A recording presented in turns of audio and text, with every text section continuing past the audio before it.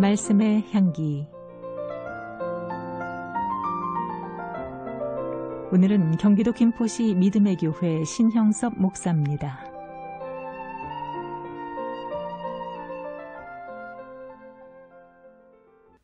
아침부터 입안에 맴도는 복음성가가 있습니다. 가시밭에 백합화, 예수 향기 날리니 할렐루야 아멘. 순결하고 그윽한 향기를 풍겨내는 아름다운 백합화가 가시나무 가운데 있다고 했습니다. 잘 가꿔진 정원이나 화원이 아니라 사방으로 가시가 둘러있는 가운데 백합화가 있다라고 하는 말씀입니다. 그래서 바람이 불면 가시에 찔리게 되는 것을 의미합니다. 가시밭이란 미움과 시기, 질투, 고난과 질병, 슬픔이 많은 세상을 의미합니다. 세상은 마음 편할 날 없는 불안과 괴로움으로 가득 차 있습니다. 사탄 마귀들이 성도들을 괴롭힙니다.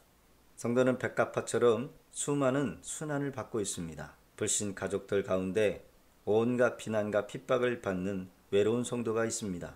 직장에서도 유독 크리스찬을 미워해서 조롱을 당하기도 합니다. 성도를 찌르는 가시가 세상에 많이 있습니다. 그래도 성도들은 가시밭과 같은 세상에서 비가 나고 찢기고 상하고 터져도 성장해서 향기를 발하는 백합화와 같습니다.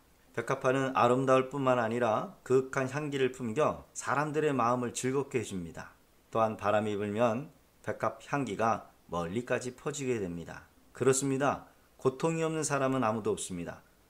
겉으로 볼 때 멀쩡하고 그럴듯해 보여도 속을 파고 들어가 보면 고통이 없는 사람, 아픔이 없는 사람은 없습니다. 때로는 그 고통이 잠시 내게 머무르다가 떠나가는 경우도 있지만 일생을 함께 과하며 괴로움을 주고 아픔을 주는 경우도 있습니다. 우리는 가시 같은 아픔과 고통의 시련이 있을 때 어떻게 해야 할까요? 감사해야 합니다. 감사하는 것 외에는 없습니다. 가시 같은 사람도 사랑해야 합니다. 가시가 찌르면 아프지만 그 가시로 인해 나는 성장할 것입니다. 나는 더 향기를 멀리까지 바라는 아름다운 백합화로 피어날 것이기 때문입니다.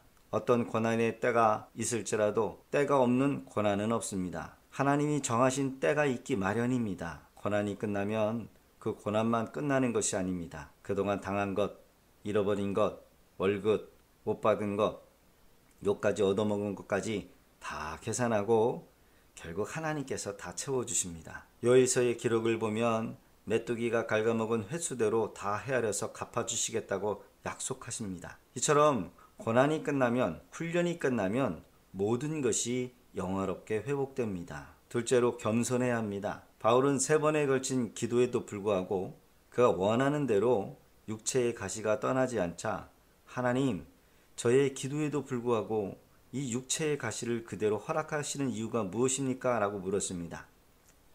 마침내 육체의 가시를 허용하신 이유를 기도 중에 알게 된 바울은 이렇게 고백합니다.